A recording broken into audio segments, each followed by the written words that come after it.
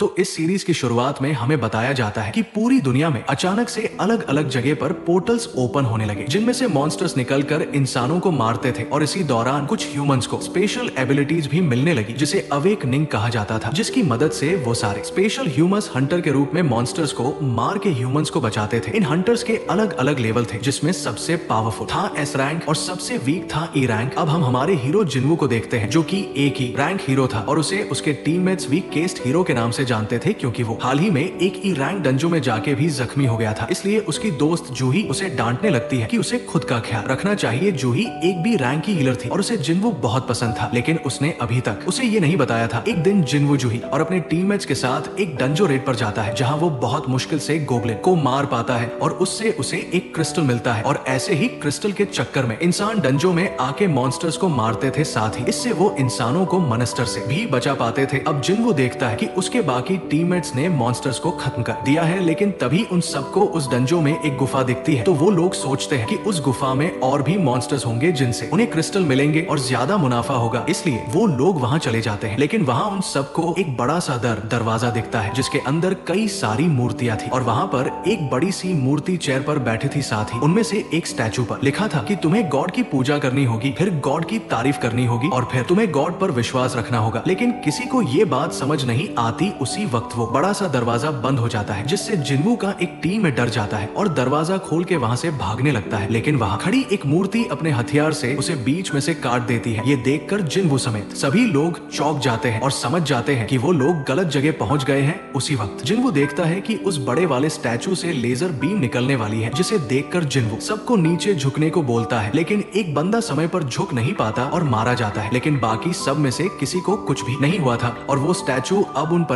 Attack भी नहीं कर रहा था। ये देखकर किसी को कुछ समझ नहीं आता, पर तभी जिन्वू को याद आता है कि उसे एक स्टैचू पर गॉड की पूजा करने के लिए कहा था। इसलिए जिन्वू समझ जाता है कि वो बड़ी वाली मूर्ति ही गॉड है और उन सब ने गॉड के सामने झुककर पूजा कर ली है। लेकिन अब उन सबको गॉड की तारीफ करनी थी। उसी वक्त वो बड़ा स्टैचू खड़ा हो जाता है और उन सबको कुचलने के लिए उनकी तरफ आने लगता है। ये देखकर एक बंदा हाथ जोड़ के उस बड़ी मूर्ति की तारीफ करने लगता है, लेकिन इससे कुछ नहीं होता और वो उस मूर्ति के पैरों में कुचला जाता है। ये देखकर सभी इधर उधर भागने लगते थे। तभी जिन्वू देखता है कि वहां जितनी भी मूर्तियां हैं, उनमें से कुछ मूर्तियों के पास म्यूजिक इंस्ट्रूमेंट है। ये देखकर जिन्वू सभी को वैसे ही मूर्तियों के पास जाने को कहता है, जिसके कारण वह मूर्तियां म्यूजिक बजाने लगती है। लेकिन जिन्वू खुद सही समय पर मूर्ति के पास नहीं पहुंच पाता, जिसके कारण एक मूर्ति उस पर हमला करती है, जिससे बचने में उसका एक पैर कट जाता है। अब जिन्वू रेंगते हुए उस लास्ट म्यूजिक वाली मूर्ति पर चला जाता है, जिसके म्यूजिक बजाते ही वो बड़ा वाला स्टैचू चेयर पर बैठ जाता है। तभी उस जगह के बीच से एक अल्टर बाहर आता है, जिसे देखकर जिन्वू कहता है कि हो सकता है कि हम में से किसी को यहाँ अपना सैक्रिफाइस देना हो। ये देखकर जिन्वू के कुछ टीममेट्स कैप्टन को सैक्रिफाइस देने के लिए कहते हैं, क्योंकि वही उन्हें यहाँ लाया था। तो कैप्टन उस अल्टर पर चला जाता है, जिसके कारण वहाँ एक जगह आग जलती है, पर कैप्टन को कुछ नहीं होता। तो बाकी लोग भी उस अल्टर पर आ जाते हैं, जिनके आते ही वो बड़ा सा दरवाजा खुल जाता है और वो सारी मूर्तियां धीरे धीरे उनके करीब आने लगती है। ये देखकर उनमें से एक बंदा वहाँ से भाग जाता है, जिससे वह दरवाजा थोड़ा बंद हो जाता है। लेकिन जिन्वू उन सबको वहाँ रुकने के लिए कहता है, क्योंकि उसे लग रहा था कि अब उन सब की जान बच जाएगी, पर उन सब की फैमिली थी और उन्हें लग रहा था कि वो मूर्तियां उन्हें मार देगी। इसलिए उनमें से बहुत सारे लोग वहां से भाग जाते हैं और एंड में बस कैप्टन जूही और जिन्वू बचते हैं। तो जिन्वू उन सबको भी वहां से भागने के लिए बोल देता है, क्योंकि उसे भी शक होने लगा था कि वो लोग बच पाएंगे या नहीं। ऊपर से दरवाजा भी बस थोड़ा सा ही ओपन रह गया था। लेकिन जूही जिन्वू को छोड़ के वहां से नहीं जाना चाहती थी, पर जिन्वू कैप्टन से कहता है कि मेरा पैर कट चुका है, इसलिए मैं चल नहीं सकता, इसलिए आप जूही को लेकर यहाँ से चले जाइए। तो कैप्टन ना चाहते हुए भी जूही को बेहोश करके वहां से ले जाता है, क्योंकि उनकी भी फैमिली थी। तो उन सब के जाने के बाद वो दरवाजा बंद हो जाता है, जिसके बाद वो मूर्तियां जिन्वू पर एक एक करके अटैक करने लगती है, जिसके कारण जिन्वू को बहुत दर्द हो रहा था। तभी जिन्वू के सामने एक स्क्रीन आती है, जिसमें लिखा था कि आप प्लेयर बनने के लिए चुने गए हो, अगर आपको कंटिन्यू करना है तो यस दबाए, वरना आपकी मौत हो जाएगी। तो जिन्वू यस दबा देता है। अगले दिन उसकी आंख हॉस्पिटल में खुलती है, जहाँ वो देखता है कि उसका पैर बिल्कुल ठीक है और उसे कुछ भी नहीं हुआ है। ये देखकर जिन्वू को कुछ भी समझ नहीं आता। तभी हंटर एसोसिएशन से जिन्वू के पास एजेंट बुक और उसका साथी आता है। असल में हंटर एसोसिएशन एक तरह की गवर्नमेंट ऑर्गेनाइजेशन थी, जो स्पेशल लोगों को हंटर बनने का सर्टिफिकेट देती थी, साथ ही उनके लेवल डिसाइड करके शहर की सिक्योरिटी का भी ध्यान रखती थी। अब एजेंट वो जिन्वू को अपना इंट्रोडक्शन देता है और उसे बोलता है कि हमें तुम उसी इंजर में मिले थे, लेकिन वहाँ पर कोई भी मूर्ति नहीं थी। ये सुन के जिन्वू उन्हें विश्वास दिलाने की कोशिश करता है। इस पे एजेंट बू कहता है कि हमें तुम पर विश्वास है, क्योंकि हमें वहाँ से डेड बॉडीज भी मिली है। है। इसके बाद वो एजेंट वू से जूही के बारे में पूछता है तो एजे वो कहता है कि वो ठीक है पर वो बहुत ज्यादा डरी हुई है और आज हम लोग यहाँ तुम्हारे लेवल का रीटेस्ट करने आए हैं, क्योंकि कभी कभार ऐसे इवेंट से लोगों की दोबारा री अवेकनिंग हो जाती है और उनका लेवल बढ़ जाता है। अब वो जिन्वू का लेवल टेस्ट करने के लिए उसके सामने एक क्रिस्टल रखता है, लेकिन उसका लेवल अभी भी ई ही था और उसकी पावर बहुत कम थी। ये देखकर वो अपने साथी के साथ वहाँ से चला जाता है। उनके जाने के बाद जिन्वू के सामने वही स्क्रीन ओपन होती है जिसमें कई सारी नोटिफिकेशंस थी, जिसे पढ़ के जिन्वू को पता चलता है कि ये एक तरीके का सिस्टम है जो प्लेयर की डेवलपमेंट के लिए बनाया गया है। साथ ही जिन्वू नोटिफिकेशंस में से एक डेली गोल देखता है जिसमें जिन्वू को 100 पुशअप्स और कुछ एक्सरसाइज करनी थी और अगर जिन्वू ऐसा नहीं करेगा तो उसे पेनल्टी मिल सकती थी। लेकिन जिन्वू को लगता है कि ये सब फेक है, इसलिए वो सो जाता है। पर जैसे ही उस गोल का टाइम खत्म हो जाता है, जिन्वू अचानक से एक रेक स्टार में पहुंच जाता है जहां उसके पीछे एक जाइंट सेंटीपिडेज है, जिससे बचते हुए जिन्वू को यहाँ 4 घंटे सर्वाइव करना था वरना वो मारा जाएगा। तो जिन्वू उस सेंटीपीड से बचते बचते भागने लगता है और 4 घंटे तक सर्वाइव कर लेता है, जिसके कारण उसकी पेनल्टी पूरी हो जाती है और वो नॉर्मल वर्ल्ड में आ जाता है। साथ ही उसे कुछ रिवार्ड्स भी मिलते हैं, लेकिन उसे एक्सेप्ट करने से पहले जिन्वू बेहोश हो जाता है। अगले दिन जिन्वू को फिर से वही डेली गोल दिखते हैं जिन्हें देखकर जिन्वू बिना सोचे एक्सरसाइज करने लग जाता है। इधर उसी बीच जूही जिन्वू से मिलने आती है, लेकिन जिन्वू एक्सरसाइज करने के लिए हॉस्पिटल से बाहर गया था, इसलिए जूही वापस चली जाती है। इधर जिन्वू आज का गोल कंप्लीट कर लेता है, जिसके कारण उसे 3 रिवार्ड्स मिलते हैं, जिसमें से पहले वाले से उसकी सारी थकान एकदम से खत्म हो जाती है। दूसरे रिवॉर्ड में उसे कुछ पॉइंट्स मिलते हैं जिससे वह अपनी किसी भी एबिलिटी को बढ़ा सकता था, तो जिन्वू उन पॉइंट से अपनी थोड़ी स्ट्रेंथ बढ़ा लेता है। साथ ही तीसरे रिवॉर्ड में उसे 1 की मिलती है, जिसे देखकर जिन्वू को कुछ समझ नहीं आता। आगे जिन्वू अपनी मॉम से मिलने आता है जो हॉस्पिटल में भर्ती थी, क्योंकि उन्हें इटर्नल स्लिप नाम की बीमारी हो गई थी, जिसके कारण वह हमेशा कोमा में ही रहती थी और डॉक्टर ने कहा था कि डंजो में एक वाटर ऑफ लाइफ नाम का ट्रेजर मिलता है और उसी से उसकी मॉम ठीक हो सकती है। पर जिन्वू बहुत ही गरीब था, इसलिए वो वाटर ऑफ लाइफ नहीं खरीद सकता था। ऊपर से उसकी एक छोटी बहन भी थी जो स्कूल में पढ़ती थी, तो जिन्वू हॉस्पिटल और स्कूल का खर्चा उठाने की वजह से ही डंजो जैसे डेंजरस जगह पर काम करता था। आगे जिन्वू एक स्टेशन की तरफ जाता है जहाँ अचानक से एक की होल बन जाता है, तो जिन्वू अपनी उसकी का इस्तेमाल करके दरवाजा खोल के अंदर चला जाता है, जहां उसे पता चलता है कि वो एक डंजो के अंदर है और वह यहाँ से तभी बाहर जा सकता है जब वो डंजो बॉस को हरा दे या उसके पास टेलिप स्टोन हो। पर जिन्वू के पास टेलिप स्टोन नहीं था, इसलिए जिन्वू डंजो के अंदर चला जाता है जहां उस पर कुछ गोब्लिन्स हमला करते हैं जिन्हें जिन्वू आराम से हरा पा रहा था। तभी उसके सामने एक वल्फ बीस्ट आ जाता है, तो जिन्वू उस पर अटैक करने की कोशिश करता है, लेकिन उसकी पुरानी सी तलवार टूट जाती है। ये देखकर जिन्वू डर जाता है और इधर उधर भागने लगता है, लेकिन तभी उसे याद आता है कि उसे पिछले दिन डेली गोल पूरा करने पर एक स्वर्ड मिली थी, तो जिन्वू उस स्वर्ड को निकाल उस वल्फ बीस्ट को मार देता है, जिसके बाद वो एक जगह बैठकर आराम करने लगता है और बोलता है कि इन बीस्ट को मारने की वजह से भी उसे पॉइंट्स मिल रहे हैं, ऊपर से उसका लेवल भी बढ़ रहा है और अब उसका लेवल 2 हो गया है। तभी जिन्वू उन मिले हुए पॉइंट्स को अपनी स्ट्रेंथ पे लगा देता है। उसी वक्त जिन्वू को उस वल्फ बीस्ट से एक आइटम मिलता है जिसके बारे में जिन्वू को नहीं पता था, लेकिन तभी वो सिस्टम जिन्वू को एक शॉप दिखाता है जहाँ जिन्वू उस आइटम को बेच सकता था, तो वो उसे तुरंत बेच देता है, जिससे उसे 20 गोल्ड कॉइन मिलते हैं। लेकिन जिन्वू उन गोल्ड कॉइन से अभी कुछ नहीं खरीद सकता था क्योंकि उसका लेवल अभी इतना नहीं था। अब जिन्वू आगे जाने लगता है जहां उसे बहुत सारे वल्फ बीस्ट घेर लेते हैं, लेकिन जिन्वू हार नहीं मानता और उन सबको एक एक करके मार देता है, जिससे उसका लेवल तेजी से बढ़ने लगता है। लेकिन साथ ही उसकी स्वर्ड बहुत कमजोर भी हो गई थी। लेकिन जिन्वू को अब कई सारे आइटम्स के साथ साथ टेलिपकेशन स्टोन मिल गया था, पर जिन्वू वहां से नहीं जाता और डिसाइड करता है कि वो डंजो बॉस को मारेगा। इसके बाद उसके सामने अलग अलग मॉन्स्टर आने लगते हैं जिनके नेम टैग अलग अलग कलर में थे। जहां व्हाइट नेम टैग का मतलब था कि वो बहुत वीक मॉन्स्टर है, ऑरेंज का मतलब था कि वो एवरेज मॉन्स्टर है, पर रेड का मतलब था कि वो जिन्वू से बहुत ज्यादा ताकतवर मॉन्स्टर है। अब जिन्वू आगे बढ़ते बढ़ते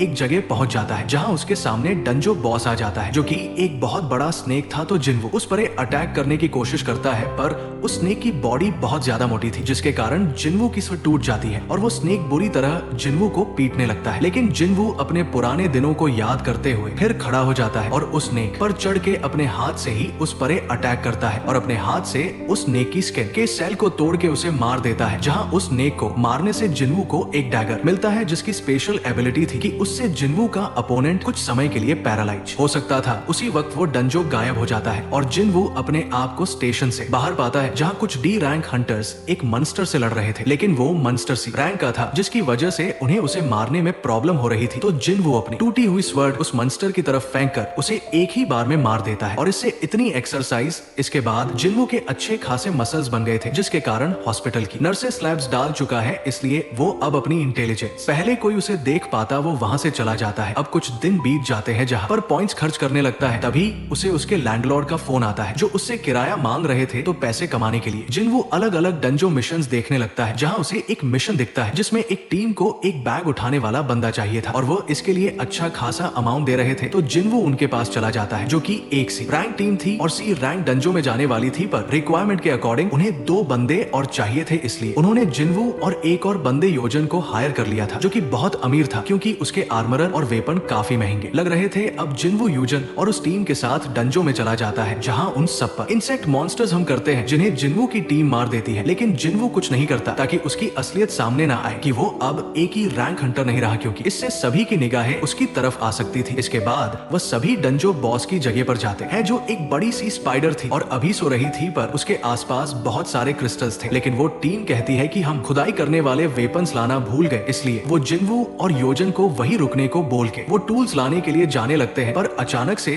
वो उस जगह की छत तोड़ देते हैं जिसकी वजह से उस जगह से निकलने का रास्ता बंद हो जाता है और वो स्पाइडर बीच भी जाग जाता है जिसके पास इस वक्त सिर्फ योजन और जिन्वू थे। असल में उस टीम का ये प्लान था कि वो सब इन दोनों को यहाँ मरवा देंगे, जिसके कारण उन्हें अपने क्रिस्टल्स इनके साथ शेयर भी नहीं करने पड़ेंगे और पैसे भी नहीं देने पड़ेंगे, और ये टीम अक्सर ऐसा ही करती थी। इधर हम जिन्वू को देखते हैं जो योजन को पीछे हटने को कह के उस स्पाइडर से लड़ने के लिए तैयार हो जाता है और उस पर एक जोरदार वार करता है, जिस अटैक को देखकर योजन सोचता है कि जिन्वू तो एक ही रैंक हंटर है तो ये ऐसा कैसे कर सकता है, कहीं ये अपना लेवल झूठ तो नहीं बता रहा, क्योंकि ऐसे कई सारे साइकोपैथ हंटर होते हैं जो अपना लेवल कम बताकर भी मजे के लिए इंजर में आते हैं। अब योजन डर के मारे पीछे हो जाता है। इधर जिन्वू देखता है कि उस स्पाइडर का आर्मरर मजबूत है जिसकी वजह से उस स्पाइडर को ज्यादा कुछ नहीं हो रहा था, साथ ही वो स्पाइडर बहुत स्पीड से जिन्वू पर अटैक कर रहा था। तो जिन्वू अपनी स्पीड बढ़ाने के लिए अपनी डैश नाम की नई स्किल इस्तेमाल करता है जिससे जिन्वू की स्पीड बहुत ज्यादा बढ़ जाती है और वो लगातार उस स्पाइडर पे अटैक करने लगता है, लेकिन अचानक से इतनी स्पीड के कारण वो बहुत थक जाता है और वो स्पाइडर जिन्वू को बस मारने ही वाला था, पर तभी जिन्वू अपने डेली गोल के रिवॉर्ड से खुद की थकान को खत्म कर लेता है और फिर से खड़ा होकर लगातार उस स्पाइडर के सर पर अटैक करता है जिससे वो मारा जाता है और अब जिन का लेवल और बढ़ जाता है ये देखकर योजन घबरा जाता है और जिन्वू का वो टूल्स वाला बैग खुद उठा लेता है। तभी पत्थरों को हटाकर वो टीम वहां आ जाती है और उन दोनों को जिंदा देखकर उन्हें लगता है कि योजन ने अपने महंगे वेपन्स की मदद से उस बीस्ट को मारा है, इसलिए वो लोग उन दोनों को मारने के लिए आगे आने लगते हैं। लेकिन तभी सिस्टम जिन्वू को एक नया मिशन देता है जिसमें जिन्वू को उन सब टीम मेंबर्स को मारना था, वरना वो खुद मर सकता था। तो जिन्वू ना चाहते हुए भी एक एक करके उन्हें मारने लगता है। ये देखकर उस टीम का कैप्टन घबरा जाता है और जिन्वू उसे कहता है कि मुझे छोड़ दो क्योंकि तुम्हें नहीं पता कि मेरा भाई कौन है, पर जिन्वू उसे भी मार देता है। जिसके बाद वो दोनों बाहर आके हंटर एसोसिएशन के एक एजेंट को ये बोल देते हैं कि उस बीच ने उन सबको मार दिया। तो उस एजेंट को भी लगता है कि योजन ने ही जिन्वू को उस बीच से बचाया होगा। इधर हम एजेंट वू को देखते हैं जिसे इस मिशन के बारे में पता चल जाता है और उसे जिन्वू पर शक होने लगता है। साथ ही उसे जिन्वू और योजन की फिक्र भी होने लगती है क्योंकि मरने वाली टीम का कैप्टन एक अमेरिकन एस रैंक हंटर का भाई था जिसे इस सब का पता चल गया था और अब वह योजन और जिन्वू को मारने के लिए कोरिया आ रहा था। इधर जिन्वू अपने घर आ जाता है जहाँ ड्रिंक करते हुए उसे पता चलता है कि स्पाइडर को मारने की वजह से उसे एक स्पेशल एबिलिटी मिली है जिसके कारण उस पर पॉइजन का असर नहीं हो सकता। अगले दिन योजन जिन्वू से मिलने आता है और उससे कहता है कि वो एक गिल्ड बनाना चाहता है। असल में गिल्ड ऐसी प्राइवेट कंपनीज होती है जो हंटर को हायर करके डंजो से मंस्टर को खत्म करके क्रिस्टल्स कलेक्ट करके प्रॉफिट कमाती है। तो अब जिन्वू योजन से गिल्ड बनाने का रीजन पूछता है। इस पर योजन बोलता है कि ये गिल्ड मेरे डैड का सपना है क्योंकि इस वक्त मेरे डैड बहुत बड़ी कंपनी के मालिक है, पर फिर भी इस समय गेट्स ही सबसे ज्यादा ताकतवर है, इसलिए मैं अपने डैड का सपना पूरा करने के लिए गेट बनाना चाहता हूँ। लेकिन इसके लिए मुझे 20 मिशंस पूरे करने होंगे, पर मेरा एक ही मिशन हुआ है। इसलिए वो जिन्वू को 30 बिलियन वन ऑफर करके उसके साथ मिशन पर चलने को कहता है, पर जिन्वू बाद में जवाब देने को बोल के वहाँ से चला जाता है। अगले दिन डेली गोल कंप्लीट करने के बाद जिन्वू को एक एस रैंक डंजो की मिलती है जिसमें जिन्वू को वाटर ऑफ लाइफ भी मिल सकता था। तो जिन्वू डंजो में आ जाता है जहाँ डंजो में घुसते ही उसके सामने एक बहुत बड़ा बीस्ट आ जाता है जिसका टाइटल रेड में था। तो जिन्वू उस बीस्ट पर लगातार अटैक करने लगता है, लेकिन वो बीस्ट अपनी स्के से जिन्वू के सारे अटैक को कुछ समय के लिए गायब कर देता है और जिन्वू का एक हाथ भी खा जाता है। ये देखकर जिन्वू अपनी फुल रिकवरी एबिलिटी का इस्तेमाल करके अपना हाथ सही कर लेता है, लेकिन वो मंस्टर लगातार जिन्वू को पीटने लगता है जिसकी वजह से उसकी हेल्थ लगातार कम होती जा रही थी। ये देखकर जिन्वू टेली स्टोन की मदद से वहाँ से भागने की सोचता है, लेकिन गलती से उसका स्टोन उसके हाथ से छूट जाता है तो जिनवू अपनी इन्वेंट्री से हीलिंग पोशन निकाल के उसे पी के अपनी हेल्थ थोड़ी बढ़ा लेता है और उस मॉन्स्टर पर लगातार अटैक करने लगता है। तभी उस मॉन्स्टर की वो स्किल खत्म हो जाती है, जिसके कारण उसके ऊपर जिनवू के अटैक का असर होने लगा था। अब जिनवू अपनी पूरी ताकत का इस्तेमाल करके उस मॉन्स्टर को मार देता है, जिससे उसे एक रेसिपी मिलती है, जिसे देखने पर उसे पता चलता है कि उसे वाटर ऑफ लाइफ बनाने के लिए 3 आइटम चाहिए। तभी जिनवू देखता है कि उस डंजो में एक कैसल है, लेकिन जिनवू डिसाइड करता है कि वो अभी वहां नहीं जाएगा, क्योंकि वो अभी इतना ताकतवर नहीं था कि इसे पूरा कर सके। अब जिनवू उस डंजो से बाहर आ जाता है और सोचता है कि अगर उसे उस कैसल को पूरा करना है तो उसे खुद को और अपग्रेड करना होगा। इसलिए वो योजन के पास जाके उसके ऑफर के लिए हाँ कर देता है, लेकिन वो उससे कहता है कि डंजो में सिर्फ वो और जिनवू जाएंगे। जिनवू ऐसा इसलिए कहता है क्योंकि वो अकेले ही डंजो बॉस को खत्म करके अपना लेवल बढ़ाना चाहता था, लेकिन योजन जिनवू से बोलता है कि डंजो के रजिस्ट्रेशन के लिए 10 लोगों की जरूरत पड़ती है। इस पर जिनवू उससे कहता है कि तुम 8 ऐसे लोगों को ढूंढ लो जो बस रजिस्ट्रेशन के लिए अपना नाम लिखवा ले और डंजो के बाहर खड़े रहे, और बाकी काम हम दोनों ही करेंगे। तो योजन इसके लिए मान जाता है। आगे जिनवू को एक डी रैंक डंजो का इनविटेशन मिलता है, तो खुद को अपग्रेड करने के लिए जिनवू वहां चले जाता है, जहां वह देखता है कि उस जगह पर जूही समेत वो सभी लोग हैं जिनसे वो लास्ट बार ही मिला था। तभी वहां कुछ क्रिमिनल्स आ जाते हैं जो उनके साथ डंजो में जाने वाले थे। तो वो टीम कैप्टन उन क्रिमिनल्स को लाने वाली एजेंट से बोलता है कि हम इनके साथ अंदर नहीं जाएंगे। इस पे वो एजेंट कहती है कि ये सब हंटर्स हैं, लेकिन किसी गुनाह में जे गए हैं, पर ये अपनी सजा कम करवाना चाहते हैं, इसलिए इन्हें रंजन में जाना होगा। लेकिन आप चिंता मत कीजिए, आपकी जान को कोई खतरा नहीं होगा, क्योंकि आपके साथ एजेंट कैंग अंदर जाएंगे जो एक बी रैंक हंटर है। तो वो सब ये जान के इसके लिए मान जाते हैं, जिसके बाद अंदर जाने पर उनके सामने 3 रास्ते आते हैं। तो कैंग कहता है कि हमें अलग अलग हो जाना चाहिए, जिससे हम मॉन्स्टर्स को जल्दी खत्म कर पाएंगे। तो बाकी सभी इसके लिए मान जाते हैं और 3 टीम्स में बटक अलग अलग रास्ते पर चले जाते हैं, जहाँ पहली टीम में जूही, जिनवू और वो कैप्टन था, दूसरी टीम में कैंग और बाकी क्रिमिनल्स, और तीसरी टीम में जिनवू की टीम के 2 मेंबर्स थे। इस तरफ हम कैंग को देखते हैं जो उन क्रिमिनल्स को देख रहा था। तभी हम पास्ट का सीन देखते हैं, जहां हमें पता चलता है कि उन क्रिमिनल्स ने एक लड़की के साथ गलत हरकत करी थी, जिस कारण उन्हें जेल हुई थी। पर उस लड़की का फादर इस पनिशमेंट से सेटिस्फाई नहीं था, इसलिए उसने उन क्रिमिनल्स को मारने के लिए कैंग को 2 बिलियन दिए थे। अब कैंग उन क्रिमिनल्स को एक एक करके मारने लगता है, लेकिन तभी उस जगह पर वो दोनों बंदे आ जाते हैं जो दूसरे रास्ते की तरफ गए थे। तो कैंग उन क्रिमिनल्स को मारने के बाद उन दोनों की तरफ बढ़ता है ताकि वो उन दोनों को मार सके, क्योंकि वो नहीं चाहता था कि ये खबर बाहर जाए और उसे सजा मिले। थोड़ी देर बाद जिनवू, जूही और वो कैप्टन उसी जगह पहुंच जाते हैं और देखते हैं कि वहां पर वो दोनों और सभी क्रिमिनल्स मरे पड़े हैं। तभी कैंग पीछे से जूही पर अटैक करता है, लेकिन जिनवू जूही को बचा लेता है। अब वो सब समझ जाते हैं कि इन सबको कैंग नहीं मारा है, इसलिए वो उससे पूछते हैं कि तुम तो हंटर एसोसिएशन से हो, तो तुमने इन्हें क्यों मारा? तो कैंग उन्हें सब कुछ बता देता है, लेकिन जिनवू उसे कहता है कि तुमने क्रिमिनल्स को मारा था वो तो ठीक है, पर तुमने इन दोनों को जानबूझ के मारा है, क्योंकि तुम्हें इंसानों को मारने में मजा आता है, क्योंकि तुम चाहते तो इन्हें डरा के भी छोड़ सकते थे। ये सुन के कैंग हंसने लगता है। तभी जिनवू कैंग पर अटैक करने के लिए आगे जाने लगता है, लेकिन वो कैप्टन उसे रोक देता है, क्योंकि उसे लग रहा था कि जिनवू वीक है। इसके बाद कैप्टन कैंग पर अटैक करने लगते हैं, जहां बीच बीच में जूही कैप्टन को हील कर रही थी, पर इसके बावजूद भी कैंग कैप्टन पर भारी पड़ रहा था, क्योंकि कैंग एक एसेंट टाइप हंटर था जो कि हंटर्स की कैटेगरी में टॉपर आते हैं। उसी वक्त जिनवू कैप्टन को बचाने के लिए कैंग के सामने आ जाता है, तो कैंग उस पर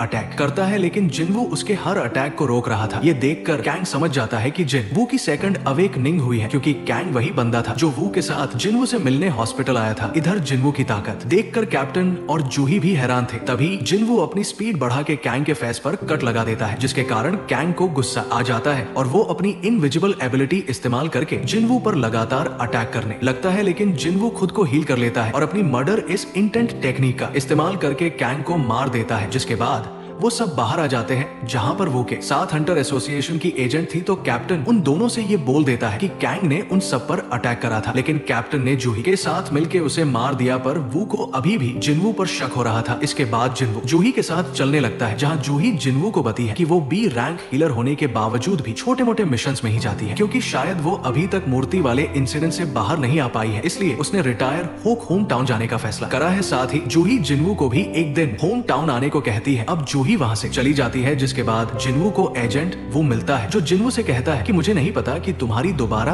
अवेकनिंग हुई है या नहीं, पर तुम संभल कर रहना क्योंकि एक एस रैंक हंटर तुम्हारे पीछे है, जिसकी वजह है कि तुम ई रैंक पर होने के बावजूद भी उस स्पाइडर वाले मिशन से जिंदा बच गए थे जिसमें उस एस रैंक हंटर का भाई मारा गया था। तो ये जान के जिन्वू डिसाइड करता है कि उसे जल्दी से लेवल अप करना होगा, इसलिए वो अगले दिन योजन के साथ डंजो रेड के लिए आ जाता है। योजन ने यहाँ रजिस्ट्रेशन की रिक्वायरमेंट पूरी करने के लिए कुछ लो रैंक और कुछ गरीब हंटर्स को हायर कर लिया था जो सब बाहर ही रुकने वाले थे। तभी जिम्बू देखता है कि उन हंटर्स में एक छोटी लड़की भी है, लेकिन वो छोटी लड़की जिसका नाम सॉन्ग है, वो जिन ऊपर गुस्सा करते हुए बोलती है कि वो ई रैंक हंटर ही है, बस उसकी हाइट ही छोटी रह गई है। असल में सॉन्ग जिन्वू की बहन की दोस्त थी जो हंटर बनना चाहती थी। अब जिन्वू और योजन बाकी हंटर्स को बाहर छोड़ के अंदर चले जाते हैं और कुछ ही देर में डंजो बॉस को हरा के बाहर भी आ जाते हैं। तो ये देखकर बाहर खड़े सभी हंटर्स चौंक जाते हैं। अब हर रोज जिन्वू योजन के साथ इंजर में जाने लगता है, जिसकी वजह से उसका लेवल भी तेजी से बढ़ रहा था। इधर हम व्हाइट टाइगर गिल्ड को देखते हैं, जिसके सिलेक्टर को ये न्यूज मिलती है कि कोई हर रोज सी रैंक डंजो खरीद रहा है, जिसके कारण उनके हंटर्स को सी रैंक डंजो नहीं मिल पा रहे हैं। तो ये देखकर वो सिलेक्टर उन डंजो में जाने वाले की डिटेल देखता है, जहाँ जिन्वू का नाम देखकर उसे शक होने लगता है क्योंकि उसने भी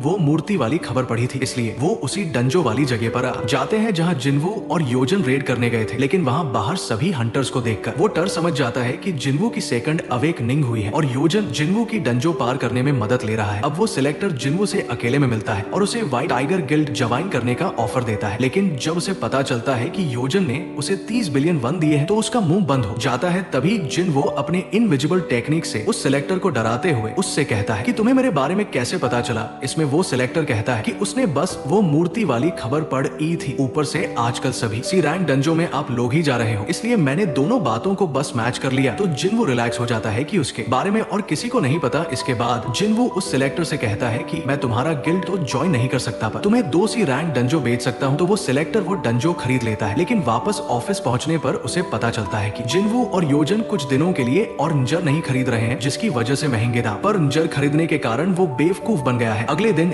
जिन्वू शहर के थोड़ा दूर जाता है क्योंकि उसका लेवल 40 हो गया था और उसी के साथ उसे एक जॉब चेंजिंग मिशन मिला था, जिसके लिए ही वो यहाँ आता है। अब उसके वहाँ पहुँचते ही वहाँ एक पोर्टल ओपन होता है, जिसके अंदर जिन्वू चला जाता है, जहाँ जिन्वू अंदर जाने पर देखता है कि वो इस डंजो के अंदर हीलिंग पोशन का इस्तेमाल नहीं कर पाएगा। इसके बाद जिन्वू के सामने एक बीस्ट आ जाता है जो आर्मरर से कवर था। तो जिन्वू उस पर अपने डैगर से अटैक करता है, लेकिन उस बीस्ट को कुछ भी नहीं होता। ये देखकर जिन्वू को उसी स्नेक की याद आती है, इसलिए वो उस डैगर को रख के अपने हाथों से उस बीस्ट पर अटैक करता है और उसकी गर्दन अलग करके उसे मार देता है। तभी वो और भी बीस्ट आ जाते हैं, तो जिन्वू उन्हें एक एक करके मारने लगता है। तभी एक इनविजिबल मैजिशियन जिन्वू पर अटैक करने की कोशिश करता है और जिन्वू ये जान जाता है और उसे मार देता है। अब जिन्वू एक एक करके उन सभी को मार देता है, जिससे उसे एक आर्मर और कुछ आइटम मिलते हैं, साथ ही उसका लेवल भी बढ़ गया था। अब जिन्वू उस जगह पर आगे बढ़ने लगता है जहाँ उसके सामने एक बड़ा सा गेट था। तो गेट खोलने पर जिन्वू वहाँ पर एक इग्रेस नाम के नाइट को देखता है, जिसका टाइटल रेड था। ये देखकर जिन्वू घबरा जाता है क्योंकि वो पहले ही बहुत ज्यादा थक चुका था। उसी वक्त इग्रेस जिन्वू पर लगातार अटैक करने लगता है, जिससे बचने के लिए जिन्वू इधर उधर भाग रहा था। इसके बाद जिन्वू उस पर अटैक करने की कोशिश करता है, लेकिन उसके आर्मरर पर भी जिन्वू के डैगर का असर नहीं हो रहा था। तो जिन्वू अपना डैगर इन्वेंटरी में रख लेता है। ये देखकर इग्रेस भी अपनी स्वर्ड छोड़ देता है और लगातार जिन्वू को पीटने लगता है, जिसकी वजह से जिन्वू बहुत ज्यादा घायल हो गया था, लेकिन आर्मरर से वो अभी भी जिंदा था। इसके बाद जिन्वू अपनी स्पीड बढ़ा के इग्रेस पर अटैक करने की कोशिश करता है, पर इग्रेस की स्पीड तो उससे भी ज्यादा थी। अब वो दोनों क्लोज रेंज फाइट करने लगते हैं, जहाँ एक बार जिन वो इग्रेस की गर्दन पर मारने में कामयाब हो जाता है, क्योंकि इग्रेस का कमजोर हिस्सा उसकी गर्दन ही थी। लेकिन इसकी वजह से इग्रेस बहुत ज्यादा गुस्सा हो जाता है और जिन्वू को पटक पटक कर पीटने लगता है और लास्ट में उसे जान से मारने वाला होता है। लेकिन तभी मौका पाकर जिन्वू इग्रेस की गर्दन में अपना डागर घुसा के उसे मार देता है, जहाँ इग्रेस के मरने के बाद जिन्वू को एक एस रैंक हेलमेट मिलता है, साथ ही उसे एक टेलिप स्टोन और कुछ और आइटम्स मिलते हैं। उसी वक्त उसके आसपास कई सारे पोर्टल्स ओपन होने लगते हैं, जिसमें से पहले वाले बीस्ट बाहर आ रहे थे। तभी जिन्वू का सिस्टम उसे बताता है कि वो जितनी देर यहाँ रुकेगा उसे उतने ही पॉइंट्स मिलेंगे। तो जिन्वू उनसे लड़ने लगता है, लेकिन वो काफी थक चुका था, इसलिए वो टेलिप स्टोन का इस्तेमाल करके वहाँ से जाने की सोचता है, पर एक बीस्ट उसके हाथ से वो स्टोन दूर फेंक देता है, जिसे देखकर जिन्वू समझ जाता है कि अब अगर उसे इस जगह से बाहर निकलना है तो उसे इन सबको मारना होगा, वरना वह यही मारा जाएगा। पर वो उन बीस्ट को नहीं मार पा रहा था क्योंकि वो काफी थक चुका था, ऊपर से उसके हाथ भी काफी इंजर हो गए थे, जिसके कारण उसे उसकी मौत के विजन्स आने लगते हैं। तभी एक बीस्ट उसका सर फोड़ देता है और उसे जान से मारने लगता करता है, लेकिन उसी वक्त जिनवू का सिस्टम उसे डेली गोल का नोटिफिकेशन देता है जो जिनवू ने पूरा नहीं करा था। इसलिए उसे पेनल्टी एरिया में भेज दिया जाता है जहाँ जिनवू हीलिंग पोशन इस्तेमाल कर सकता था। तो जिनवू को थोड़ी राहत मिलती है और वहाँ वो पोशन पी के अपनी थकान खत्म कर लेता है और अपने आप को हील भी कर लेता है। इसके बाद जिनवू वहाँ के मॉन्स्टर्स को मारने लगता है ताकि वो लेवल अप करके उन आर्मरर बीस्ट को भी मार सके। अब एक एक करके जिनवू उन सभी बीस्ट को मार देता है जिससे उसका लेवल काफी बढ़ गया था। तो जिनवू अब शॉप से एक अच्छी सी स्वर्ड खरीद लेता है जिसका डैमेज 25 पर ज्यादा था। साथ ही जिनवू इग्रेस से मिली एक स्किल जिसका नाम रूलर हैंड था उसे भी सीख लेता है जिसकी मदद से वो किसी को मैनिपुलेट कर सकता था। अब वो वापस उसी जगह पहुंच जाता है जहाँ एक एक करके वो फिर से उन बीस्ट को मारने लगता है, लेकिन जिनवू देखता है कि वो बीस्ट तो कम ही नहीं हो रहा, ऊपर से उन बीस्ट को मार के उसका लेवल भी नहीं बढ़ रहा। तो ये देखकर जिनवू समझ जाता है कि इन बीस्ट को पीछे छुपे मैजिशियन कंट्रोल कर रहे हैं। तो जिनवू एक एक करके उन सभी मैजिशियंस को मार देता है जिसके कारण वो बीस्ट भी खत्म हो जाते हैं और जिनवू का ये मिशन पूरा हो जाता है जिसके कारण उसे नेक्रोलॉजी मदद से वो डेड मॉन्स्टर्स को अपना सर्वेंट बना सकता था, जिसके लिए उसे बस उन मॉन्स्टर की लाश के आगे अराइज बोलना था। लेकिन अगर 3 बार बोलने पर भी कोई मॉन्स्टर उसका सर्वेंट नहीं बनता तो जिन यू उसका कुछ नहीं कर पाएगा। अब जिनवू उन बीस्ट की लाशों को अराइज बोल के अपना सर्वेंट बना लेता है जिसके बाद वो इग्रेस के पास जाके अराइज बोलता है, लेकिन पहली बार में इग्रेस उसका सर्वे नहीं बनता। तो जिनवू दूसरी बार ट्राई करता है लेकिन कभी कुछ नहीं होता। तो जिनवू उसे समझाने लगता है कि जिद करने से कुछ नहीं होगा, उसे तो बल्कि उसका साथ देना चाहिए जिससे उसे एक दूसरी जिंदगी मिल जाएगी। तो तीसरी बार अराइज बोलने पर इग्रेस उसका सर्वेंट बन जाता है और अब इग्रेस समेत वो सभी बीस्ट जिनवू के सामने झुक जाते हैं। दूसरी तरफ हम कुछ हंटर्स को देखते हैं जो जेजू आइलैंड की तरफ जा रहे थे जहाँ पर एक ऐसा डंजो था जिसे अभी तक कोई भी हंटर कंप्लीट नहीं कर पाया था। और इसी के साथ ये सीजन यही खत्म होता है।